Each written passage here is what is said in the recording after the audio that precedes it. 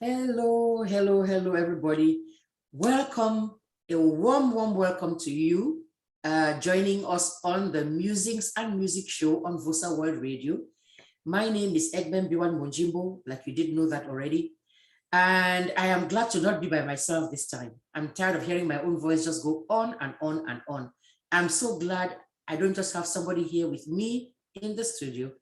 I have, well, not in the studio as such, because she's coming from oceans and miles away, all the way from Nigeria.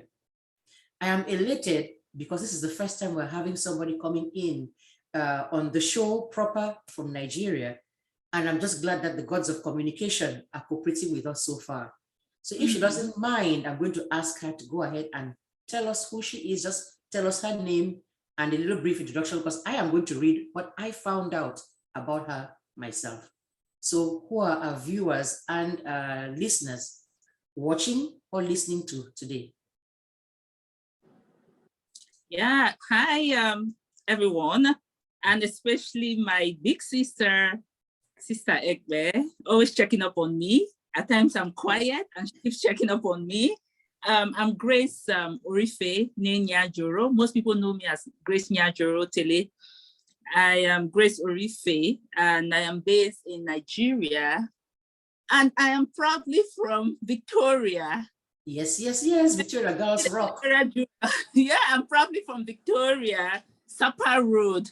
So I'm a product of Sapa Road, and I live in Nigeria, born in Cameroon, school in Cameroon and England, but I live in Nigeria. I've been living in Nigeria for the past 15 years, almost 16 years now. Wow. And Nigeria is now my home, but yes. I never forget where I'm coming from or where I came from, which is Cameroon. And I'm so proud to be a Cameroonian. Right. What city in Nigeria specifically? What towns, what city in Nigeria specifically? I'm in Lagos. I'm actually in Lagos. I've lived in Lagos for 15 years now. And I work, I'm a strategist, energy strategist, an economist, an accountant. I work with the energy sector. I've been working with the energy sector for over 19 years. Wow, that is my cue right there. Because I did my own little research and I wrote out something here. I'm going to just read it. I could not cram all of this in. Okay. And I didn't want to be wrong. So it says, Grace is an experienced corporate planning and strategic management expert with over 20 years professional life, over 18 years cross-functional work experience in both international and indigenous energy companies. Grace worked extensively with Pectin, Cameroon.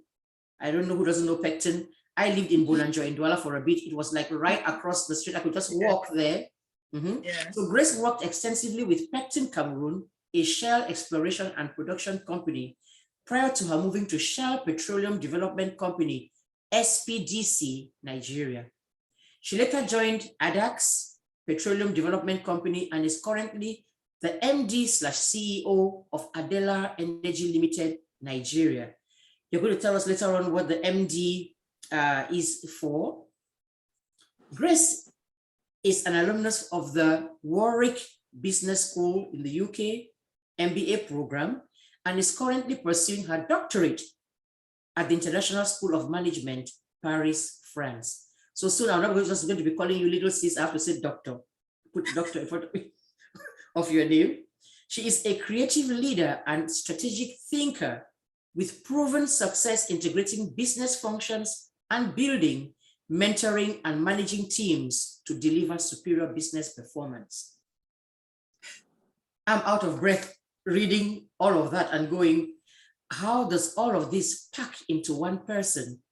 Already, we know why there is STEM out there. We're trying to get ladies, young girls, women interested in the technology field, anything that is not just the arts. That's already pretty rare. But to find somebody who has gone up this high in this domain is pretty impressive. So can you just walk off through, but it talked about alumnus from Warwick. I have to state clean and clear and make my own claim. Besides the Victoria Girl thing, this is also somebody who graduated from Seka Baptist College, Victoria. Well, by the time she was graduating, it was already Limbe, but Seka Baptist College. What year did you graduate from Seka? 1994. 1994, which means it already had the high school. Yes, I did 94. That was from 5. I actually did the high school in Seka. So I'm a thorough Sekarate. Through and through, 7 good years. Some of us used to do our 5 and talk about and brag. Then out in came the high school, and we have those were there 7 good years. Wow. Then University of Boya. You know, yes. I went to Boya, so I'm proudly UB, yeah. UB, the place to be. That's how they used to call it. Yes, I went to UB. Very proud. Fako division should be very proud of you. Oh, yes. Because you are born and raised there and went to school there and blossomed like you've blossomed now. And so how did the move, okay, started with Pectin, okay? How did the move from the Pectin that I know there in Buranjo Douala end up moving to Nigeria, or how did that transition happen? Okay, I joined Pectin exactly 2 years after I joined Pectin. It was talent, something we called a talent development, you know, and Shell then was quite key. You know, divestment and inclusion, where inclusiveness, where they are looking at young females, pushing women in the oil and gas. No, oil and gas mostly what we say it's a man's world, but for me it's not a man's world. But most times we have the perception that it's a man's world. And I got into that program, the development program, and I found myself in Nigeria under that program. Right. And yeah, today after 16 years, after 15 years, close to 16 years, I'm still in Nigeria. Yes. So I got Shell. Yes, I got into Shell Nigeria under that development. I stayed there for like 6 years. 6 years. I moved now to ADAX. Which is what Pectin in Cameroon has also become. The last time I went there, I said, oh, Pectin. They said, no, forget Pectin anymore. It's ADAX. Yeah, so I moved into ADAX, spent another 5 years in ADAX. Then I now moved to an indigenous company. But guess what? My moves were strategic because I was in a bigger organization, an international, multinational organization where it's very big, you have all the processes. Then I now moved to a medium size, you know, to get more experience, hands-on, you have to do things. The structures are not there like they were in Shell. Then I now moved to a startup, a Nigerian company, not a small one, a big Nigerian company, but we started a company. So it helped me now move to that, a smaller structure as a startup. So we started the company Pioneer, and that also helped me move to now Adela. I'm the co-founder of Adela Energy. Okay, that's what the I read stands for. Yes, that Adela. Is awesome. Yeah.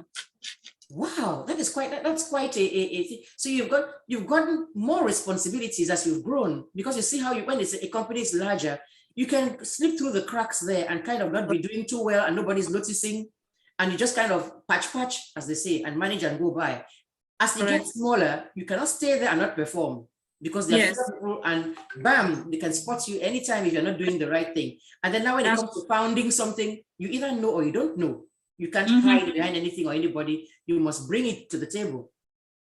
That is wonderful. So I guess those are listening, they're saying somebody this young, stuff you cannot be, this has just taken away a whole bunch of excuses of people who can sit and say, okay, no, I only trained in Cameroon, I only trained in so and so place, I don't think I can do it. Here's somebody who has climbed that corporate ladder, climbed and gotten to pretty much the so what is your position, your official title within this structure? What is your official title? Okay, so Adela is a full stream oil and gas company that goes into the exploration and production. It does the petroleum, that's the midstream, and the downstream.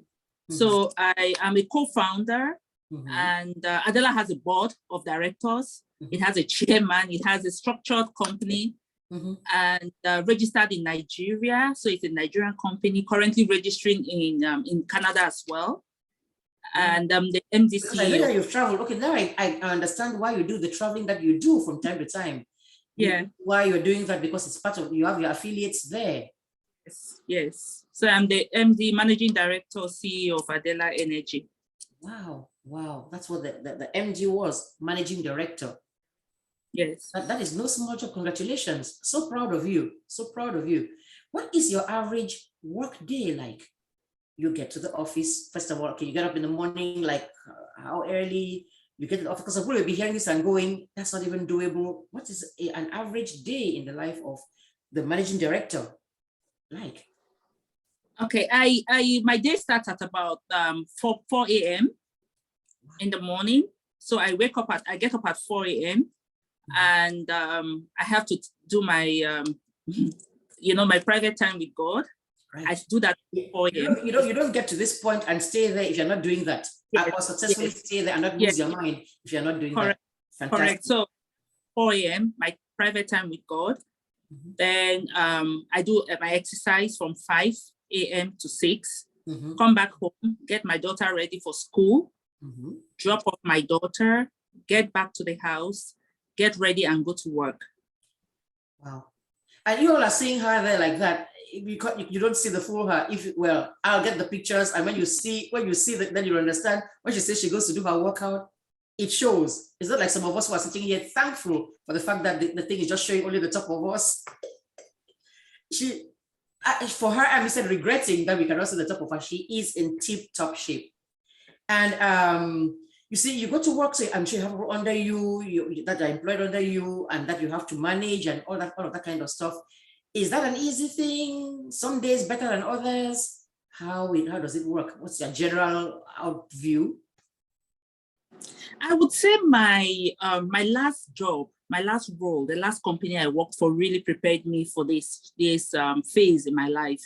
Because when I left a structured organization, I left an organization that was already existing and moved to an organization that was a startup. Right. It actually helped me for this, because a startup, there's nothing. There's only the asset. In terms of oil and gas, it's just the asset that's been acquired. Right. We have to set up everything. And I was responsible for the strategy and the business plan, the planning for the entire organization. And I was in charge of strategy. So we had to set up the organization. So that really helped me in my current role. So I don't find it, the challenges are there because you're dealing with different human beings. You're dealing with different people. Correct. But the experience I have, I can't trade it for anything. That startup experience it's one of the best experiences I've had in my career. That startup. Wow. Yeah. Wow. And that's for some of us, the chickens who are chickens as in fear. Yeah, like that is so much responsibility. How am I going to do so? We like to play it safe and let something be existing, and I just go and be the employee who goes there every day and works, as opposed to where do I start? So people are used to that. This is inventing the wheel. You know how they say you don't have to reinvent the wheel. No, you have to come and do startup from scratch. And now we understand the spiritual side of things, how God prepares us for where we are supposed to be going. You see, you could be sitting there in Pecton, then it became ADAX and stuff, and going, what am I really doing here? And all along, God, who sees much further, is realizing this is where I'm taking this lady to. So all of this stuff that she's going through now and looking at all of these things, she will need for down the road. So that's awesome. But we've spoken about your career and everything, you're preparing for a doctorate and all of that stuff. How I got to find you or know you is hardly to do with that. See, you've had petroleum, you've had academic programs and all, but when I got to know you, it was doing something, I will not say completely different, but diametrically, reasonably different from what you're doing here professionally as such, which is based on a passion that you've had for very long. Tell us about that so that we can branch out gradually into this other phase of you, which somebody looking at here will never guess. So tell us about your passion that you've had for how long you've had it. Yeah, back in Cameroon, I used to design, I don't know, I just used to design my own clothes, and I have tailors make them for me. But I was so particular about the kind of clothes I want, how I wanted it. When I moved to Nigeria, still Cameroon, it's a wonderful country. I was still going back and forth, Nigeria, Cameroon, and each time I go to Cameroon, I will buy Sikam fabric. Yes. Nigeria has very good fabric lace and also, but Sikkim, the Cameroonian in me didn't let me leave Sikkim back home. So I will still buy my Sikkim, bring it to Nigeria and have tailors make them for me. Then I will design them, you know. So I was very particular about my designs, you know. And I got people start getting interested. Oh, Grace, how did you do it? Where did you get this fabric from? Bring some for me. So each time I go to Cameroon, I actually bring fabrics over. And I'll have people buy actually from me. Mm-hmm. And they'll say, but your styles are good, they are unique. How do you make them? So I started developing interest. So all my clothes, everything I wear, most 95% of the things I wear, I made them, I design, and I have I have tailors also for me. So that is how I got my passion, and I just turned it into a business. Like, I'm going to ask clearly, what you're wearing there, can that possibly be one of the things that you designed? Yes, wow. Most 95% of the things I wear, I make them. My office clothes, all my clothes, except maybe my gym things. I don't make gym wears. Right. Things I 95% of them I make them. All right, and you see, I was just saying a second ago that that's how I got to meet her. I saw some of the things on Facebook, and I'm going, wow, this lady just has a fabulous wardrobe. And I asked, and then found out that she actually not only does, I found out now how it started, but she's actually established that passion, actually has a maison de couture going, which is called EGBE. Am I saying it right? Yes, EGBE Couture. EGBE Couture. Now let me just pause. This is the time for me to pause right here. And because she did the launching for that EGBE Couture in 2018, I believe. And I know that COVID has come. I'm going to ask you that part about what COVID has done. Has it changed anything? But if I can just share my screen, I'm going to go find, I still should have some pictures of that launching that she did. And so you can see what I'm talking about. This is not some quick way, some of us just say, so this, so that there. It's something she really did. Here we go. Am I sharing my screen? Can you see? Yes, I can see it. There it is. So that was, I think I have it. This is it says right there, 14th of July, 2018. This is the EGBE thing right there, Couture official launch.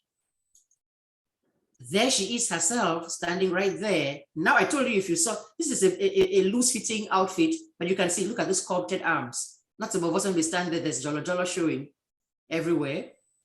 So this was the launch back in 2018. And there she is being interviewed. You see, this person here is not a dwarf. But look at it, so you have an idea about how tall she is. Look at what you can see there, how tall she really is, sitting down there, being interviewed during that launch. So she has told you she designs all of these things her own self. Let me show you a few more pictures. There she is. Now you can see the difference in height. Beautiful, beautiful, beautiful, beautiful. And that's the thing too, she models a lot of the stuff her own self. There she is. I hope everybody can still see the pictures. Can you still see them, Grace? Yes, I can see them. You see, there you are. Fit as ever. So you see, this is just talking about Cameroonian fabric designs mixed with something European at the top, like that. It is just beautiful. Look at that. Look at that. And people did come to this launching. So these are other models now modeling the things for people to actually see. And of course, you're going to tell us at some point how people can get this, because they're going to see it now and I'm going to start getting calls. So the person you had on and all these beautiful styles, how do we get ours? You see, so look at that. And let us show you a few more. Look at that, awesome. And all of these things are not just that you design all of this yourself. Yes, I design and they make them. Wow, you should have some fabulous tailors out there too, who do such a good job. This is beautiful to just see. I'm going to show you a few more. And so you do for men, obviously that's a man right there. You do for women as well, and then for children. Yes, I do. Right. This is beautiful. And there's some people now who came to attend the launching. You can see there's men, there's ladies, there's all. I'm going to stop for now because that's good. I'm just sitting here going, ooh, like I've never seen this before. Let me stop for the time being. That is awesome. So now that was 2018. By the end of 2019, we know that COVID has started in Wuhan over there, but we didn't know it. And then 2020 hit, and it was a full-blown COVID-19 thing. How did that affect your business? With the COVID in 2020, 2020, business was slow. It was very slow because I had to halt. Even my tailors had to halt. My staff, other staff had to halt. Support staff had to halt. So we had to let them, not let them go. They were still under our payroll. It's nice of because you. to find good staff is it's hard. When you have good loyal staff, you want to keep them. It's quite more expensive letting them go and having new ones. Right. But you cannot guarantee their output. You go get new ones, so be sure that they will really deliver. Correct. So I kept all my staff. Our staff were kept. Well, we kept them all through the COVID, the 2020. But one of the things we actually did were fabricating masks. We just started making masks. Then we made masks. Then we also towards that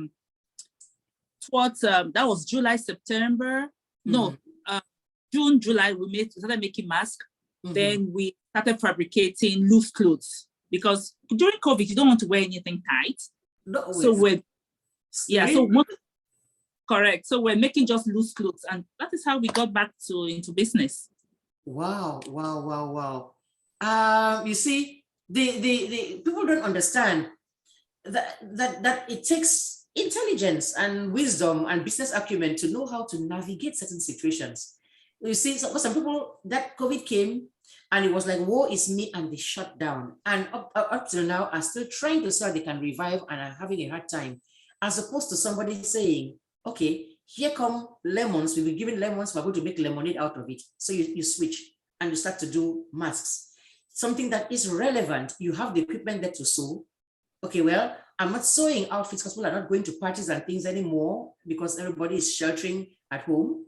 But then people need masks, so you switch to do something humanitarian. Use what you've got to bless people, and go with the times. Not say, okay, well, we're doing clothes. COVID has come, we cannot do clothes, so we all just sit. So you found a way, made the masks and everything, and then adjusted to the lifestyle of what was going on there. You're making, not only were you sitting up, we're not wanting to do, people were sitting at home, not being able to go to the gym, and the pounds were coming. And all the little slim fitting things did not necessarily fit. So now you made the loose fitting wear, which adjusted. The point I'm trying to make is adjusting is something which some people just don't know how to do. And it costs them a lot, as opposed to saying, this is the current situation. I need to figure out a way to go with the times, to go with the flow. And when that is over and everybody is now back at work, you readjust. You go back now to what you were doing before. Go back to your passion, and so everything. So you have the same stuff. Everything is back on track now. Yes, everything is back on track. So we are getting 2021 was quite good. Amazing. And interestingly, most I can say 80% of our clients are actually in the US. You see, and that's what I was going to ask. So now. How does that work? As I was telling you, people have looked at this and are going, I'm going to get harassed pretty much. How can we get these items? How can we get these items to anywhere in the world, especially here in the US? Because it's more like a passion that I actually turned into a business. So most of our clients are in the US. So it gives me time to actually design. I'm not really, business is not very public. If you go to Instagram, you might not see my page active. You might not see NYAJRO pretty active because of time. Right. But right now, because of time, I'm trying to manage my clients so I don't disappoint anyone. Having too many people come, others, means, I'm quite busy with my career. Yes. So I'm trying to manage the passion that has turned to business. However, we now have a manager, a full, somebody who is in charge. She's in charge of everything about the NYAJRO. So right now we'll be open on social media to get full orders, because most of the orders we got are friends recommend. Right. But now we're actually open to everyone. We are not going to shy away from orders. We are going to take, Okay. So that gives me time to focus on my career now. Correct. You are now able, you set it up to a point where you are able to let it be somebody manage it Because they're not creating anything, you've already had the structures there. They have a clear job description, what they're expected to do. And somebody to go and do all that marketing thing, do the Instagram page. You cannot now get out of your office there, and instead of doing your work with the company that you started that has your name, that you're a founder of, and then now he's sitting there on Instagram, tweeting this and tweeting that, something's got to give. So I'm glad you found somebody who can take care of that part. So you're saying our best bet, those of us who want to place any orders, is to go to social media, go find EGBE Couture, like on Instagram or Facebook, that kind of a thing, and figure out how to put their phone numbers there that people can call, right? Correct. Yes, their phone numbers. Call, and now you get full attention, because usually when it was me, it was harder. Right. At times I would to respond because I'm quite busy with work. Yes, your hands are full. Yes, but not managing my career, managing the family, managing the side passion business was quite tough. That's a full plate right there. Just have one of the three things you mentioned there, and they're already just dying under the weight of it. For you to have all three and manage them as well as you are, all of them successfully, that is really something to congratulate you for. So then I'm going to school. You know, I'm still in school. That doctorate is still there on its way here coming. Wow. I had to let go, not let go, but I had someone to come in and really support. So one of the things I looked at when I was actually having someone, because EGBE is my baby, it's something I'm passionate about. But I said I would need to also give a younger person an opportunity to actually, be visible, because I was pulled from Cameroon, brought us into Nigeria for development. So I too should use that to also learn to develop somebody else. That's awesome. That's for some people, that is it. I'm the image of the thing, and that's going to be it. And they're being pulled in every direction. It's not even, and this way, it's working for both people. It's a win-win situation. Your baby is going to continue to grow, and in the process, you're grooming and growing somebody else, who most probably down the road will turn around and do the same for someone else too. And they bring the fresh energy and ideas into the thing, which you have them. But if you're concentrating on doing your work, family work, and this, a mind that is going to be creative needs a lot of rest and time to really sit there and rest and then be creative, which is not hard, which is not easy to do. It's very difficult with all of this that you also have to handle. So it's that I think that was a very, very smart decision. As long as you can find somebody who's loyal, trustworthy, knows what they're doing, honest, then you have it made. And that person now can be the one who puts all their energy into making EGBE Couture. By the way, what does EGBE stand for? Is it what is it particular? EGBE is the initials of my daughter.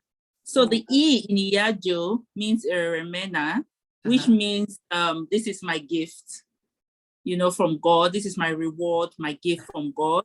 And A stands for Anika, which means the grace of God. Some people say I name her after me because my name is Grace. So A is the grace of God in Hebrew. Yes. Then J is Jubemi. Means God has answered my prayer. And the O stands for our last name, Orife, the family name. So if you combine everything, it means by the grace of God, God answered my prayer and gave me these gifts. Awesome. Awesome. Yeah. It's just beautiful to hear. And then, so now let us start branching, because you've given us initials, some names and things. We did the corporate person, the Pectin Adapt managing director person. We shifted into the passion, your passion, which is couture, not just any kind of couture. So that is pretty much haute couture right there. Now let's drift on to family life. You've mentioned your daughter already, so we know you have a daughter. Anything else you'd like to share about your family life? Go ahead and we're listening. I'm married and to a Nigerian. My husband is Nigerian Canadian, and we're married for 13 years. That's enough to actually do the neck chest thing, because in this day and time, 6 months, we'll say, this is my 6th-month anniversary. We are all there. Yay. Praise the Lord. No, don't be laughing.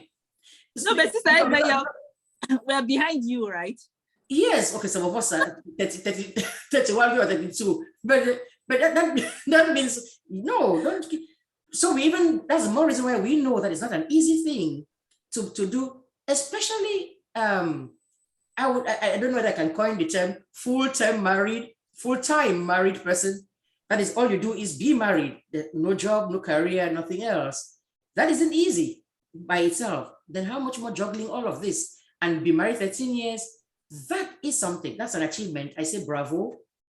I won't stand up and give a standing ovation because there's not this outfit is sitting here. The matching shirt of it is not what I'm wearing. Let me just be clear. So I have to remind myself, I was going to say, "Ooh, standing ovation." And I said, "Mommy, just sit down, keep your seat." But that is awesome. And then, so you have a daughter. How old is she? My daughter is 5 years old. Oh. Each time I have an opportunity to talk about, I can't talk about family without talking about, I don't want to say, I will say the parenthood journey. Mm-hmm. I encourage women when I have the opportunity. I don't fail to encourage women, because it's something we need to talk about. Maybe this would be another chit chat to you and I. Not during this chit chat, but it's something we need to talk about. I got married 13 years ago. I had my daughter. She's 5. So it means you can calculate how long it took me to have a daughter. Oh yes. So and why those names are the names that you gave? Why the names? It explains it. Yeah. So I had a son. I had a son who passed on. Blessed memory. Then I had my daughter after that. So we shouldn't hide. We shouldn't shy away from talking about our struggles, having kids. Yes, some women get married and just have kids immediately. Some other women get married and it takes a while for them to have kids. So we shouldn't shy talking about not having kids. It's not an illness. It's not a taboo. We don't give kids. God gives kids to us. So not be shy to talk about our journey. I've already made a note right here. You cannot see my hands. I've already made a note right here to get you right back to talk about that section of things. Yes. So that's another. It's not a taboo, but we have made it one. We have made it one. We pretty much torture the people in the process by asking every day. The in-laws are asking their own, and even when the husband himself is there, willing to be patient and everything, they don't let him be patient. His mother is saying, "What did you marry like that?" His sister is saying, "So I don't have a nephew or a niece." Society is asking, looking at you go to somewhere, nobody's looking at your pretty face, they're looking at your belly. Something don't be really. What kind of pressure is that to put on somebody? So, which, as you say, is God's gift, God's timing, God's decision. And for somebody, even the pain of losing a child, some people minimize it. Even a small picking. That's what some people say. And then the person who's in that pain will smile and say, "Since they're not expecting me to grieve, let me not grieve," whereas they're hurting. I beg you, make me just get off the topic of this show and go to someplace else, because those are the things that get me. That's what I'm doing on this whole radio thing to start with, which is not my comfort zone, but that is the kind of topic that makes me say, something already is painful to somebody. You go and bring it up, and you delve, and in a very insensitive way, and not even intending to help in any way. When you make those remarks and make those statements, how is that supposed to help me? How is that supposed to help? How does that improve the situation? But I'm happy for you that you're the kind that says, "I'm willing to talk about it," and you can bet I will be hounding you, harassing you, and saying, "When are you ready to come back on and talk about that side of things?" So how do you put it all three things together? Because I'm looking at you now, and this is Wonder Woman I'm looking at right here. Because as I said, the people cannot manage one part of the three components you've brought out. They either do the career and everything else suffers, or they do their passion and then career and family life suffers, or they do family life and then that is just it. So how do you pull all three things together and do it so successfully? What are some tips you may want to share with somebody who's sitting there saying, "I cannot do this, I don't even dare try"? For me, there's nothing that's impossible. The first thing is self-discipline. It's hard. Self-discipline is key to it. We are not perfect. I'm not perfect. There are days that normally I wake up at 4 a.m. every day, But there are days that I will leave my bed at 5:30, you know, but most times, 96% of the time, I will leave my bed at 4 o'clock in the morning because I need to start my day. You know, if you stay late, it means other things will actually suffer. If you did not learn that from Second Baptist College, I don't know what you learned there. One little mistake, error that you're behind, it will spiral and snowball into punishment that you will work on Saturday from all those things cumulatively. You woke up late, so you got to the annex late, did not get your shower on time, so you came back to the dormitory late, the bell rang, you were late, they wrote your name for it. You went to the kitchen late, they wrote your name for it. Went for inspection late, your name was written for it. Could not finish your breakfast, you got to class late. So if you don't start like that the day and get it going, yes, you can do that. So you have to have some structure, some serious structure that you follow. You must have some structure. And one of the things we should have, everyone should have, is a vision. It's not just organizations that have vision, mission, and values. You as an individual should have your vision. You know where you want to go. You know where you're aiming. And your vision or your mission should not be, we shouldn't limit ourselves. Because if you limit ourselves, then we will never aim. Always aim high and you will get it. Aim high and see what it takes to get there. Then you start working towards that. Mm-hmm. Mm-hmm. That's one thing I would say is working, and I'm still work in progress. Everybody is a work in progress till God calls you home. Mm-hmm. There, but you have to stay focused, and we should know what we have. There's a saying I always, when I'm, talking to a younger, my mentees, I always say, life is a race. It's a journey. You're on the track. So just keep going. Don't look left. Don't look right. Anyone who is overtaking you, fine. Just wave and just continue going, because you know where you want to go to. You must have a destination. Mm-hmm. If you don't have a destination, forget it. I had said at 45, I don't want to work for anybody. Mm-hmm. When I mean I don't want to work for anybody, if I'm going to work for an organization, I must be part of that organization. Right. And I'll be 45 in March. Wow. I'll be 45 in, yes. Wow. I said this about 3 years ago. I said at 45, no. If I'm going to work for anyone, I should be part of that organization. Correct. You're a partner in the thing. You're part of. You're a decision maker. Correct. Your own self. Not sitting there, not the yes sir. Somebody else is making decisions and the plans. Correct. You just come and execute. You want to be part of your own self. Wow. Correct. So we must always have. It doesn't matter. Nothing is impossible. It doesn't matter how hard it is. Most times, and I won't blame anyone. Most times, is the fear we have. Right. Financial security. Oh, how will I pay school fees? How will I pay the house rent? Oh, how will I do this? How will I do that? Some of these companies make us so comfortable. Right. They give you this bonus. They give you this service car. You have this insurance. You have ticket to fly. You go for board meetings, and years are going by. And by the time you realize your youthfulness is no longer there for you to be able to work.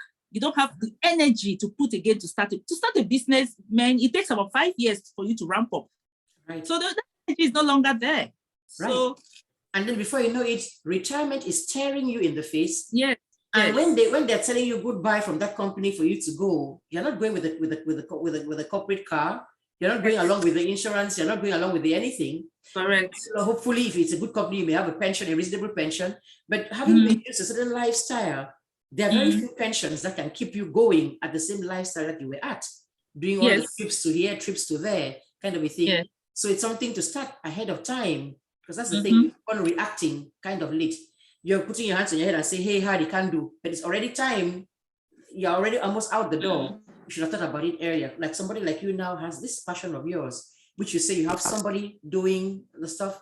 But at the time we come now, when you're able down the road, because you're only 45. Wow, let's talk about how young somebody is. Yes. So by the time you get to know that's young, please. You don't want to cut to my boss whose bones are already creaking. So no, you don't get to that time and then say and start looking around. What am I going to do? For somebody like you, you just go right back into this thing and instead ramp it up, take it up a certain number of notches and do it full time.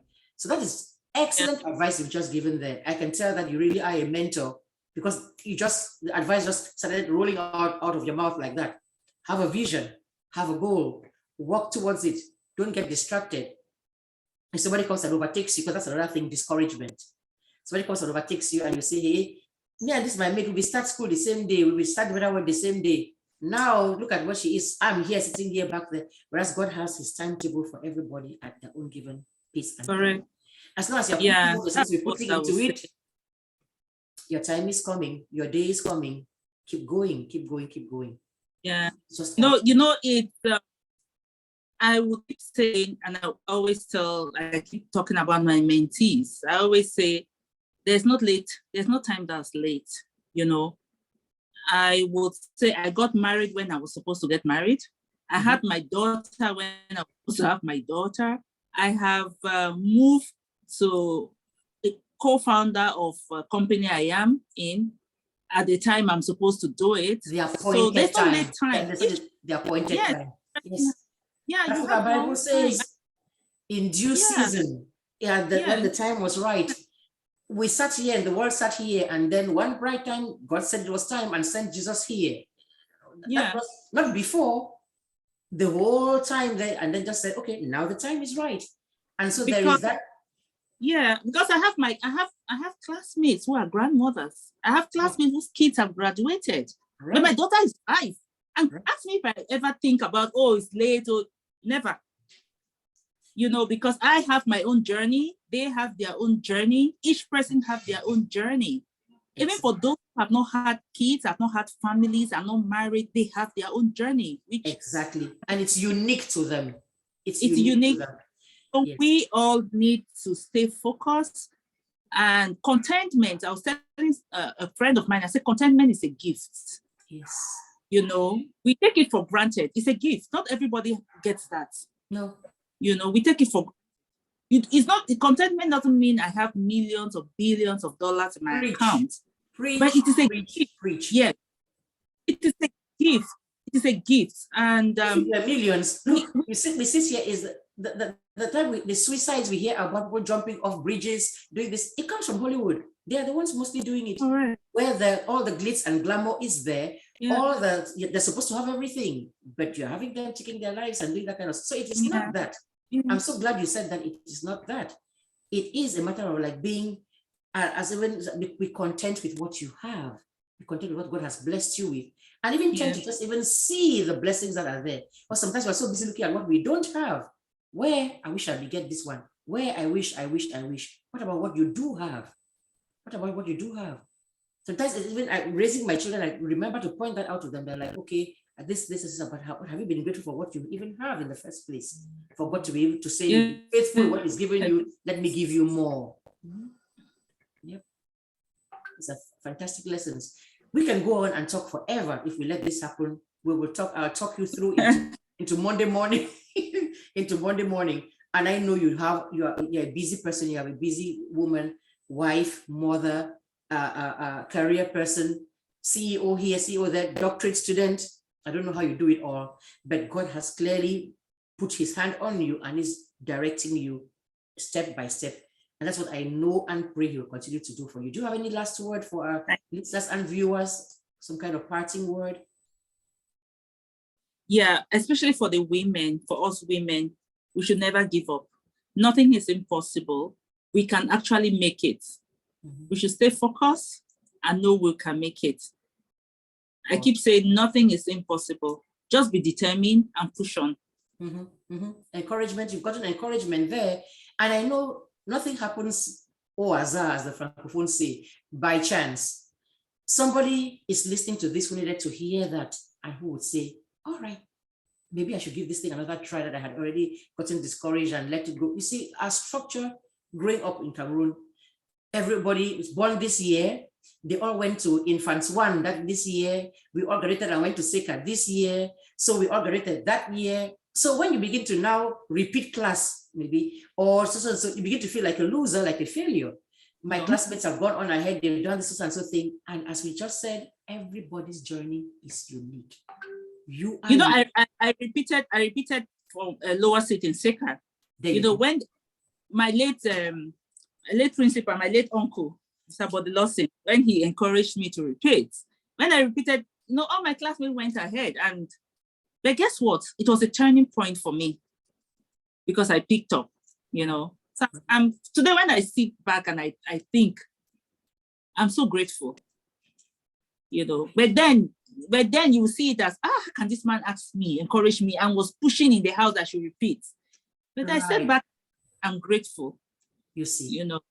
So no experience is bad. So we should use our experience. It doesn't matter what experience we have, whatever we've gone through. It's part of the deal. It's part of the deal. We always ask, so what would you ask people? What regrets do you have? I'm like, okay, there's some unpleasant things that I wish hadn't necessarily happened in my life, but I will not call them setbacks or things, because it is all of that makes me what I am today. I needed those things, those challenges, those things to overcome them, to be this person. You cannot just, I keep on quoting Joseph all the time, Joseph, who ended up being Prime Minister of Egypt. What part of his bad experience do you want to strip him off and say, this one removed? That is what made him who he ended up being. It is the path to that, with all the obstacles and everything that got him to that position. So sometimes we look at those things and say, bad luck, trouble, meet up me. Okay, not that you should smile through the things and say, oh, this is great, I'll go looking for trouble, call trouble come so that and help and affect me so that I can get stronger from it. No, but the things that come at you as you try to make that path, they come at you. You take them in stride, you learn whatever lessons you have to learn from them, and then you just keep moving forward. I just read somebody's rant on Facebook not too long ago. So somebody I thought used to be my friend was not really my friend, and I came and said, you live, you learn, you forge ahead. As you live, things happen, learn from them. It came at you for a reason. Maybe if you had ended up being this person's friend for much longer, the hurt you would have gotten further down the road would have been far worse, and God has shown you this is not the thing you should be doing right now before it could get much worse. Hey, it's painful, but you learn from it and you move forward. Don't get discouraged, like she has said. That is pertinent, sound advice for every human being, but especially for us women who tend to have a few more struggles than the average person with all the challenges that we have. So I'm going to go ahead and just thank you from the bottom of my heart for taking the time to come out here on the day before a busy work day for you, to sit down, look this pretty, overcome all the challenges that we had getting on here, figuring out the internet and stuff, but we did it. You've come and blessed me, and I know it will bless a whole bunch of listeners and viewers when this show is aired. So thank you so much. My regards to that precious little girl. My regards to your husband. Go EGBE Couture and keep being at the top of your company and keep inspiring others and mentoring them. People are looking up to you, and it's a blessing to your community. You're a blessing to Sapa Road. Blessing to Victoria. Yes. Proud of you. Yeah. proud to be a Victorian girl. Amen. Amen to that. No apologies there. All right. Thank you. Bye.